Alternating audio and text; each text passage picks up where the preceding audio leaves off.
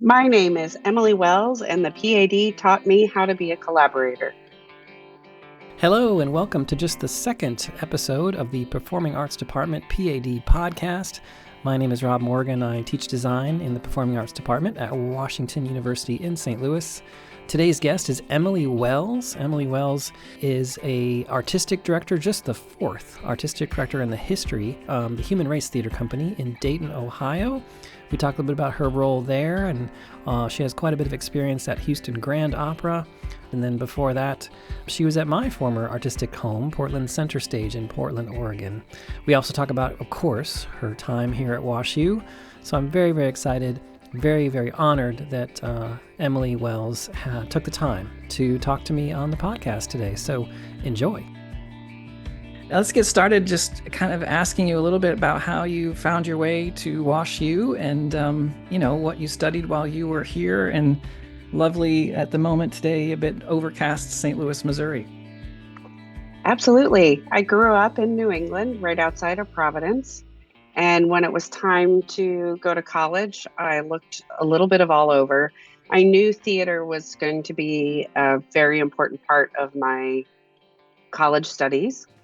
I thought at the time, like so many of us, that I was going to be on stage, be an actor, musical theater actor, all of it, because I had been doing a lot of that through junior high and high school in Rhode Island. So I was looking for a school that had a really strong theater program. I also had a really strong love of language. And so Wash U's language department and the diversity of languages that I was able to study was really attractive as well. That didn't go so far because my first semester I took Russian as my first other language outside of French Yes. and was doing about 30 hours a week between class time, language lab time, study time, and still got a B minus. So considering most of the people that go to WashU are a little bit of academic achievers and overachievers, the B minus for the amount of work that I was doing was very disappointing. Ah, Uh, but those were the two things that I was really looking for in a school.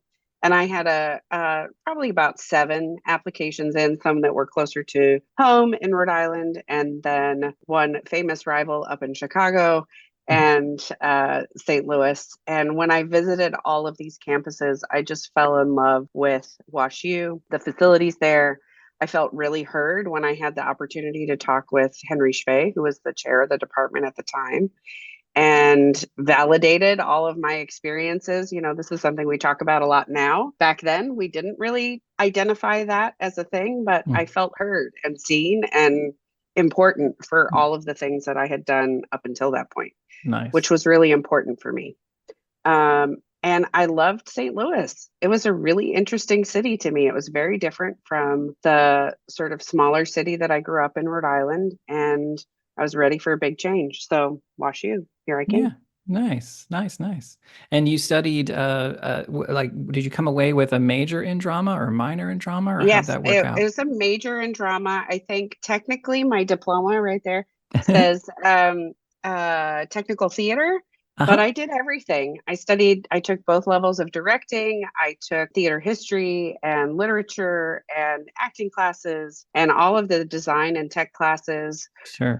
In fact, Anna Pileggi called me one semester, I think it was my sophomore year, and she said, "I've lost my stage manager. Can you stage manage? I think you can do it." And I said, "I've never done it, but sure." And so I stage managed the Seagull, which was on the main stage, and huge set changes and big cast. And I remember that was kind of like a defining moment in my Sure. time at WashU. There's a couple that I can think of, but that was one of them, that someone there saw something in me that I didn't know that I could do and Oh, gave me the opportunity to do it. nice, nice. I often, for those that'll listen to me, and it's not always my students, I like to say that being a teacher, I can sum up my teaching philosophy in 3 words: make hope visible. And Hmm. I stole that from a designer named Bruce Mao, but it's so true. It's I can't take you there on this journey, but I see potential in you to do. If you take this class and meet that person and do that internship, Mhm. you can be where you want to be. So I'm so glad that Anna saw that in you and others, I'm sure. Yeah, I'm sure she did. And I really appreciated the nudge in that direction. It was a natural fit for somebody who is very organized and Mhm. pragmatic, and which I've always thought of myself as those things. Yeah. So it was a nice way to be involved, even though I wasn't getting cast Yeah. in shows. It was fine because I was really, really busy. And I think that was one of the great parts about the first couple years. So, Nice. yeah, major in drama. I didn't find until my junior year, which I wish I would have sooner, anthropology. Oh, yeah. Mhm. Through doing some of those general education requirements and Sure. things like that, there was a class about mound builder culture that really focused on Cahokia Mounds, which is right across the river, but then Hmm. lots of other mound building spaces around the nation, which kind of blew my mind in terms of the indigenous people in this country and what they were capable of Yeah, in, 50,000 years ago. exactly. Yeah, yeah, yeah. Wow. Mm. So it's really, really extraordinary. So had I found that set of classes sooner, I might have done a minor in anthropology, which Sure. I don't know how I would use that now, but I'm sure I would figure it out. I don't know why it stopped you because I've had students come to me like second semester junior year saying I want to major in drama, and I look at their credits and I'm like, there's no chance. How are you gonna? And they're like, I can do it. It's I like, do okay. remember that the credit hours required for the BA in Yes, theater are like Herculean. they are. They are. Especially, I had most of my friends. I had a lot of friends in the department, but then I had a lot of friends that were not in the theater department, Yeah. who were in physics and engineering and all of those things. And I was looking at my list of required classes and their list of required classes. I was like, I should have a degree in engineering by now. Indeed. So post WashU, where did your journey take you? Did you go Oh straight to boy. to a master's program or did you I spend some did time? not. I got my equity card right out of college and started stage managing right away for a small theater company that was in St. Louis and did a summer there and then went on the road. Oh, nice. I started touring with children's theater, which for young stage managers is a really great way to learn problem solving skills. For young actors, it's a terrific way to learn how to be with a group of people for a long time Yeah. and how to do a show 100 times. Sometimes at 8 o'clock in the morning when you were in the van until 10 o'clock the night before, and you still have to get up and give 100% to the kids. Yeah. It's a really, really great training ground. In that first year, I also did participated in the USITT Stage Management Mentorship Project, Nice. which as a new graduate was still available to me. So through that, I met up with a mentor, Robert Cohen in New York, who is a longtime Broadway stage manager, event manager, venue manager. He worked at the Tropicana in Atlantic City for a while, and they matched me with him as a mentor, and that kind of cracked open my stage management career professionally. Yeah. And so I moved to New York Nice. and was an assistant stage manager on a Broadway production by the time I was 23. That's So, amazing. yeah. Nice. So it was really, really great. I did a national tour. I did a bunch of things around that and then came back to New York and was freelancing. And one of the things about freelancing at that time was as soon as people knew that you were a stage manager and you were good at it, Hmm. they started passing your name around because there was a very, very short list of folks in New York that were good, professional, good personality, great to work with, Sure. and things like that. So I kind of made it onto that list and started doing a lot of off Broadway work and would often have my season booked a year ahead of time. Sure. Sure. So, because once the directors were picked, they either said, please hire Emily, or the company recommended me to the director, and that was it. Yeah. So, and then, yeah, so that was kind of 10 years freelancing in New York, making it all happen, Right. which is Right. pretty amazing. It Yes, it was, is. it was a really sweet time. It was right before there was a housing bubble burst in 2008. So it was right before that time. There were a lot of shows in New York. Yep. I subbed on Broadway for a couple things, Jersey Boys and Matthew Bourne's Swan Lake, Hmm. which was extraordinary. And just being around all of that environment was Yeah. Yeah. magical. I feel really Nice. lucky to have had that time. We've had a number of alumni sort of follow in the Emily Wells tracks, as you might say.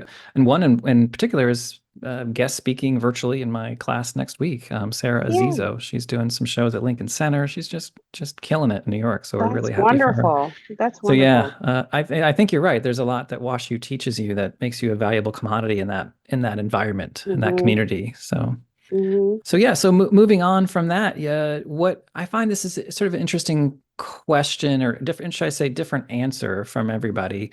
What Hmm. prompted you to say I'd like to get a master's? Like what once you're on that track in Broadway and off Broadway and really doing well, sometimes you, I guess, have some, some thoughts that, oh, I think I want to go get my master's. What was that trigger for you? For me, it was a couple things. I had always had a love of directing Hmm.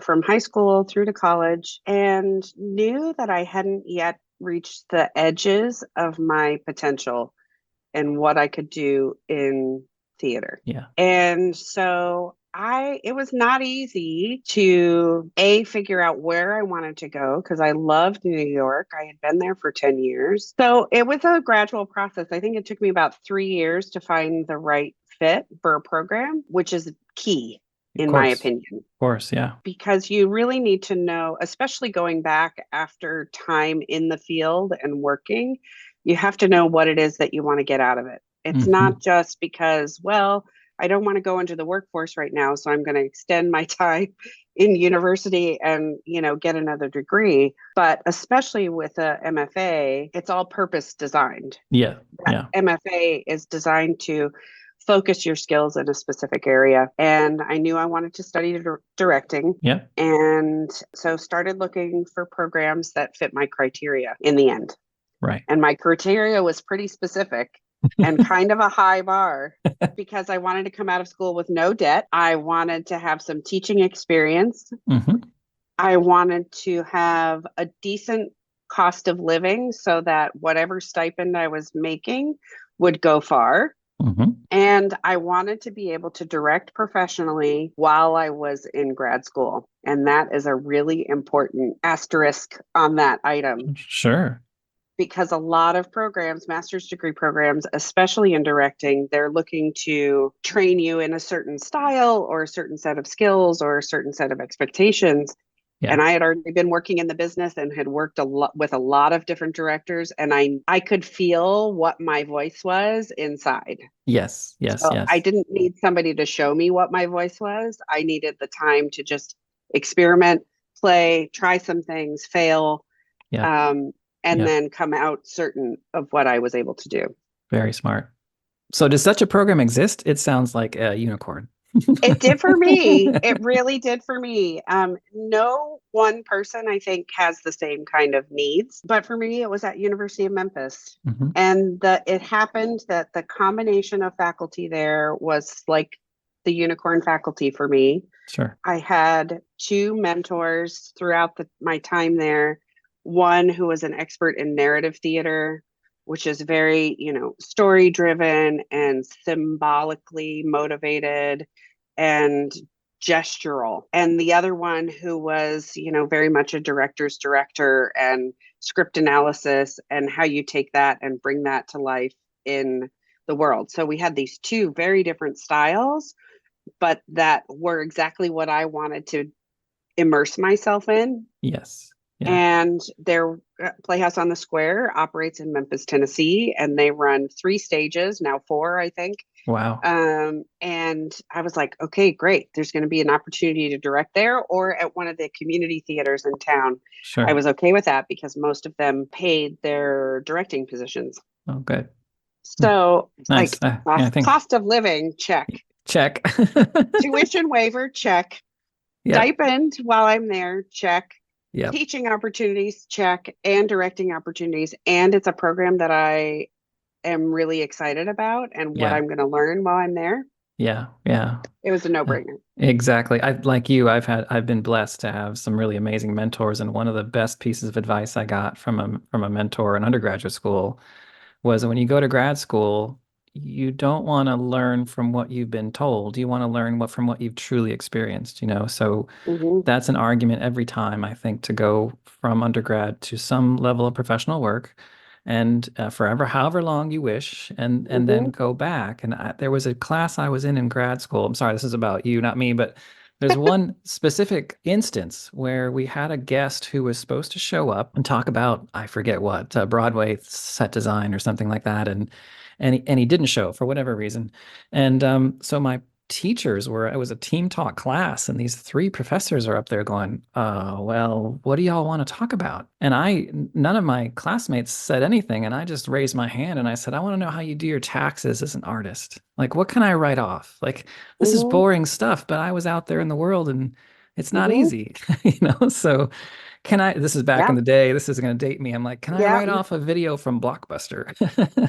So, anyway, so really wise advice. So you were at Memphis for a few years. Was it a 3-year program? It was a 3-year program, Hmm. and I stayed an extra year and freelanced in Memphis, Yeah. which was a little challenging, but I wound up doing a lot of things. I did some producing for the Roadhouse there. I directed a couple shows. I taught, did a little bit of everything, Hmm. and then, needed some health insurance. So Yeah.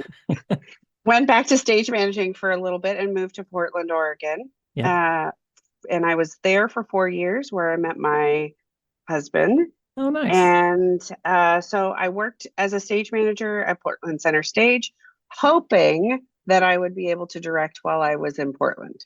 Ah. And that did not work out so Oh, well. sorry. Uh, no, it's I'm going to just the way it apologize on goes. behalf of the city of Portland. I love my time there. Obviously, I met my husband and I've kept him with me. So, Sure. but there was a lot of great things that came out of my time there. But it really reminded me how hard it is, especially for freelancers and for directors in particular, to get noticed. Yeah. You're constantly in a catch 22. Well, we're not going to hire until we've seen your work. Mm, But how can you see my work until somebody hires me? exactly.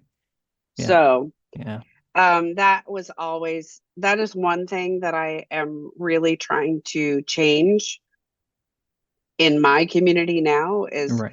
how I make those kinds of decisions and make those kinds of selections because I know that frustration Yeah. and the challenge. So Sure. having regular conversations with young artists and being able to talk with them about what they're interested in, what kind of stories they like, things like that. So I can get to know them in a different way Right. than just seeing their work.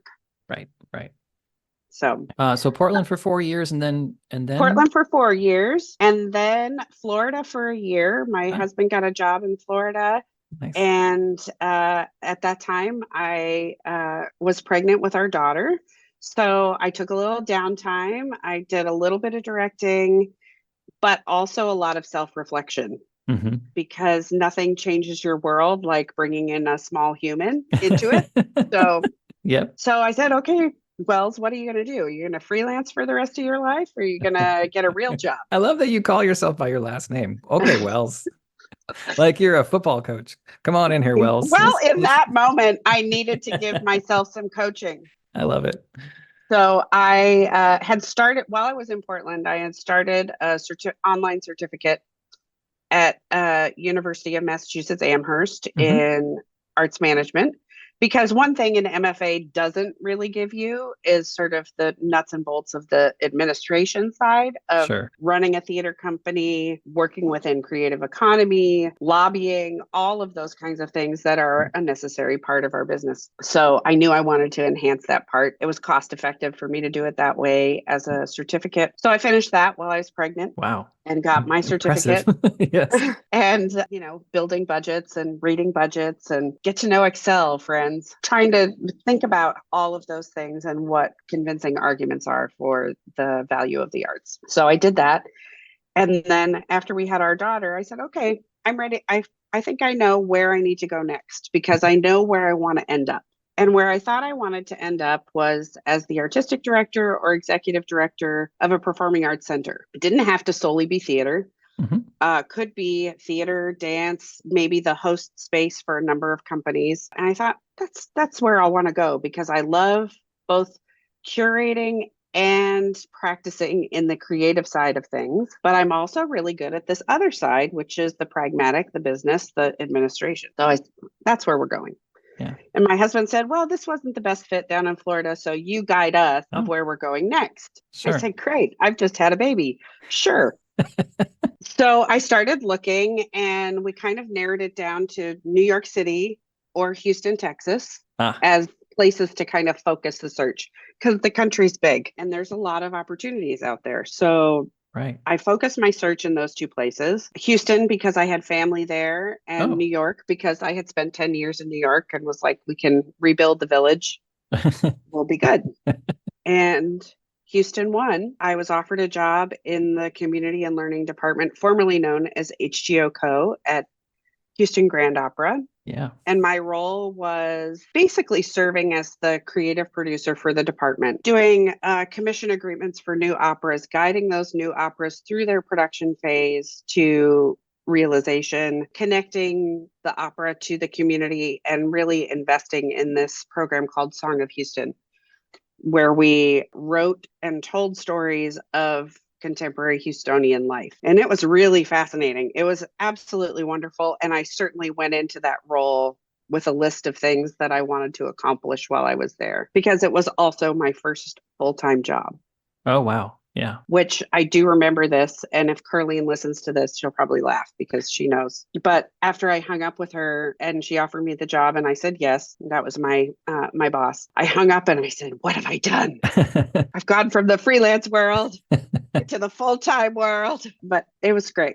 Nice. Nice. As my hometown's Austin, Texas, so I have a little soft spot in my heart for Texas. Not as rich, I have to say, for those that don't know Houston Grand Opera. It's just world-renowned, top-notch opera company in Houston. So that's quite impressive that you were there, not just there, but there for quite a while. Yeah, it was an interesting time. Hurricane Harvey. Oh, right. Yeah. COVID, the Great Freeze.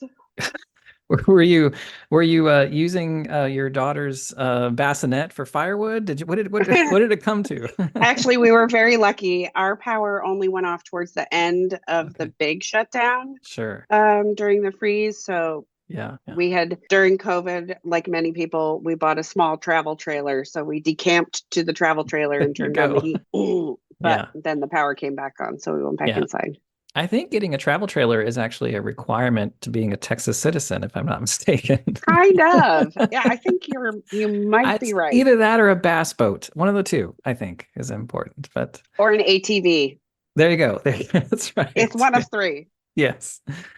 So after Houston Grand Opera, is that when the opportunity to run where you are now, run Human Race Theater Company? I have to say, it's quite impressive. I've known of Human Race Theater Company for quite a while, and as a sort of more LORT sort of League of Resident Theaters designer regionally, and you're just the fourth artistic director of that company, which is just kudos. So cool. Yeah, thank you. So tell us how that happened. How did Ohio, was Ohio on your mind? No. But I will say, I think, especially when you get to a certain point and you have a plan in mind for what you want your career to be, when you know that you have done all that you can do in a position and you have hit whatever internal goals you had for yourself while you were there, once that has been achieved, I think it's really important to listen to that and to know, okay, this is now a strategic time to move on because I have made the most out of this time. I am the best poised to be able to move to the next place. And I had reached that point at HGO. I loved my colleagues. I loved the work that I was doing. There were some leadership changes that were underway, and most of the projects that I was handling had come to their conclusion. Yeah. And we were kind of waiting to see what new directions the new leadership was going to take things in. And so I had hit my personal goals, which was seeing a world premiere commission from the signing of the commission agreement all the way through to production. Yeah. And I had done that a couple times over. I'd made some innovations and things like that. And the department had really made some innovations during that time. And so I knew it was time for me to go. And so I started looking and I thought, well, probably the next logical step in this path that I'm on is associate artistic director. Mhm. So that's what I started looking for. Mhm. And then We know that's not how it went. that's not how it went. So that's really honestly what I thought was going to happen next. And I had applied for a few things. And then Cappy Kilburn, who's the executive director here, she and I had met a few years ago during Directors Lab West, which is hosted out of Pasadena Playhouse. Mhm. And she was running that set of activities and programs. And she had posted the job listing for artistic director of the Human Race Theater Company. This is one of two lightning bolt moments in my career. One was the job at HGO that in the job description, I felt like it might as well say, we're looking for Emily Wells. Emily Right. Wells, unicorn, please apply. And in fact, I use the word unicorn because they had you write in your application, they had you write like a catchphrase sentence or something like that. And I Oh. was like, I did it sort of like in a dating phrasing, which was a little weird, but I said something like unicorn creative and producer seeks same in new role or something like that.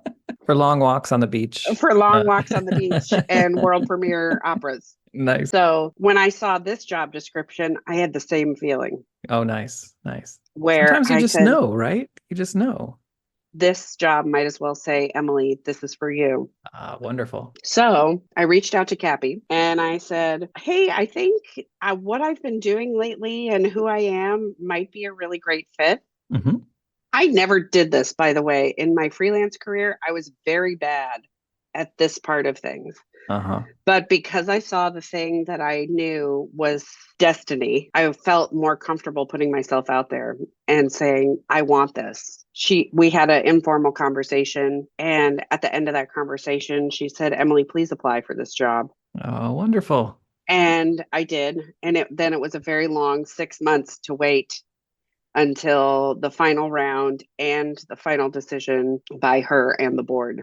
So Wow. And you came on board in February of 2022. So 2 years right. ago, almost exactly That's right. 2 years So ago. the day after Christmas, 2021, Uh-huh. I was offered the job. Nice. What a lovely Christmas present. I was out walking with my daughter, riding her bike down our street when I got the Aw. phone call. And I turned to her and I said, Celeste, mommy got the job. And she looked at me with these big, big eyes and she said, you got the job? Like she knew exactly what it was. Of course. Yeah. That's She had wonderful. no idea that this was the fulfillment of, Yes. nearly 30 years of I think she knew wanting in her and heart that it meant a lot. preparation. Yeah. That's And amazing. I gave my notice at HGO, and a month later, I started remotely. We moved up a month after that, and here we are. Incredible. There you are in Dayton, Ohio. Fantastic. Who knew? You actually provided a really great segue to something I'm curious what you think of. It is no small feat to be running a major theater company and being a mom. So, Yeah. what have you learned just in that journey? Is this you only have one child? Yes. Only one. Yeah. Yep. It is Celeste. Celeste. Yeah. Shout out to It Celeste. It is having a great partner. I can't do it without my husband who gets it Mhm. and understands, oh, you're on show duty tonight. Great. We'll see you at 8:30 or whatever. Right. Having a really good calendar and being able to track all of those activities and doctor's appointments and Of course. school is early dismissal this day and Yeah. after school care. Of course. There's Yeah. a lot that goes into it, especially because we moved here without much of a net. Right. And theater tends to be family. But I try not to impose that, especially now as an artistic director. I don't want to impose on my staff, hey, can you do this for me? Right.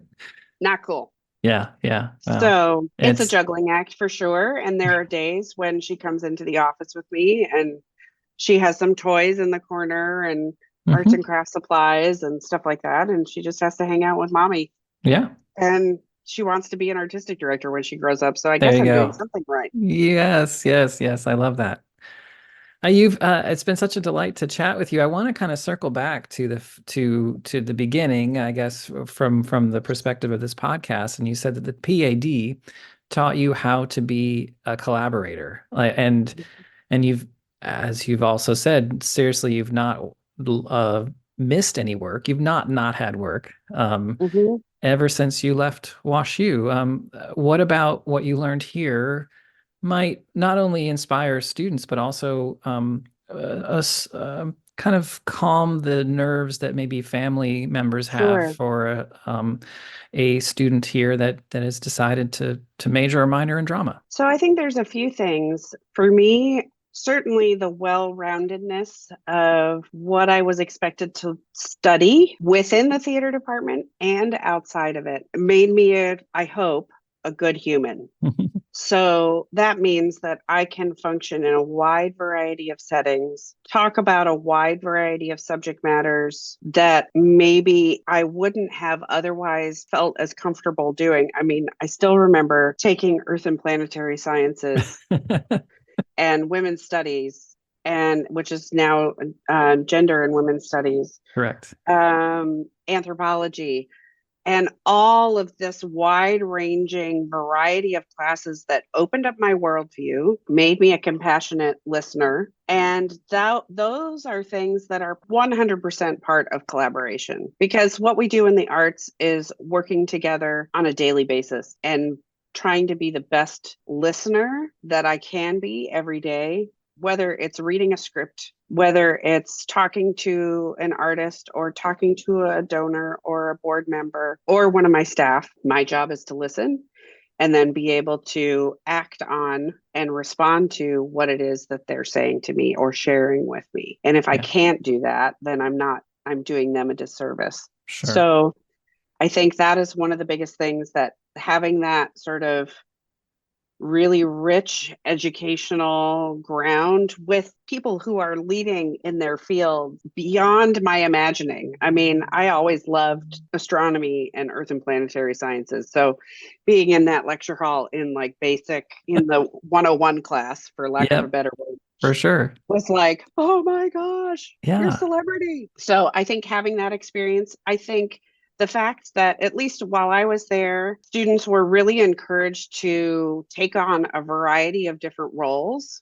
Mhm. So the expectation was that you were on run crew for this show, maybe you were in this show, or you were assistant stage managing or pushing the go button on the light board or running the follow spot or whatever, but that you were diving in with both feet and understanding how much of an ecosystem creating art is, Yeah, and that everybody has a necessary function to play, including the usher, including the person making the graphic design and things like that. sure.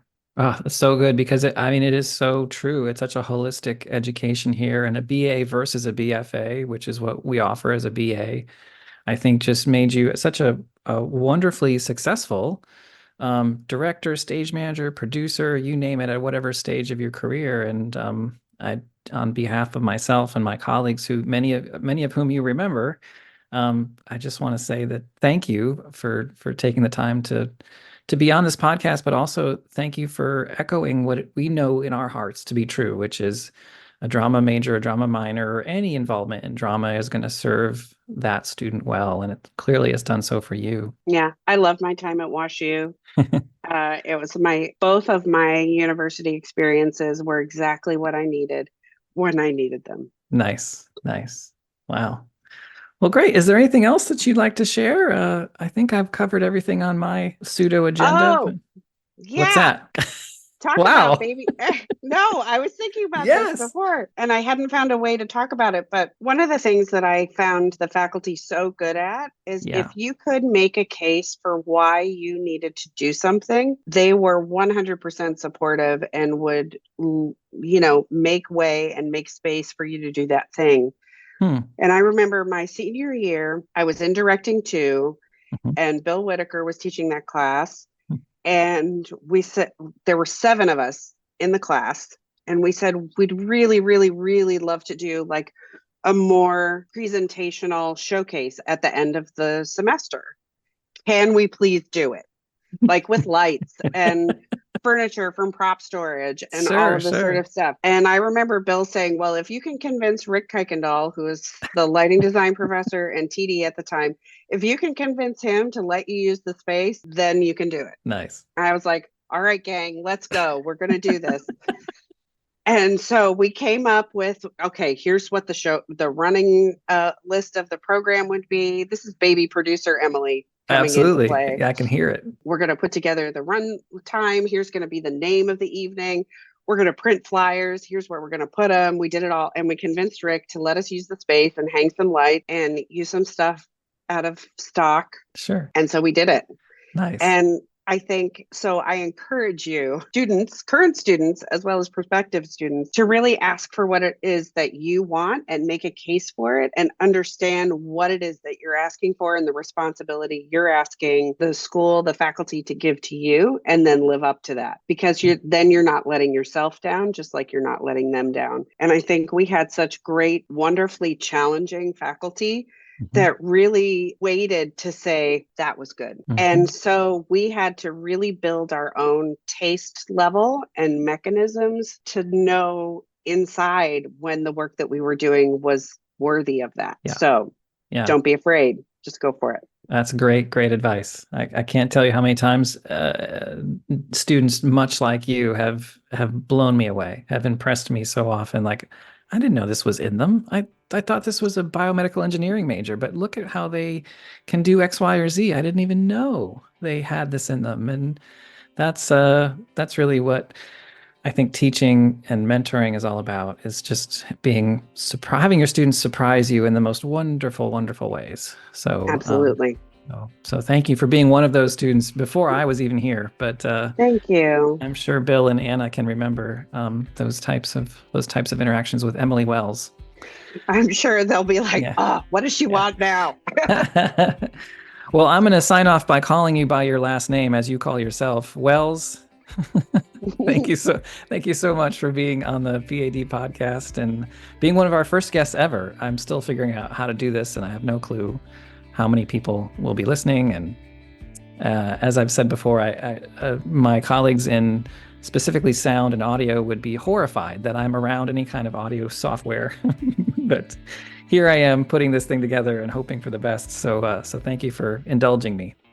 Thank you for being such a gracious host. I appreciate it, Rob.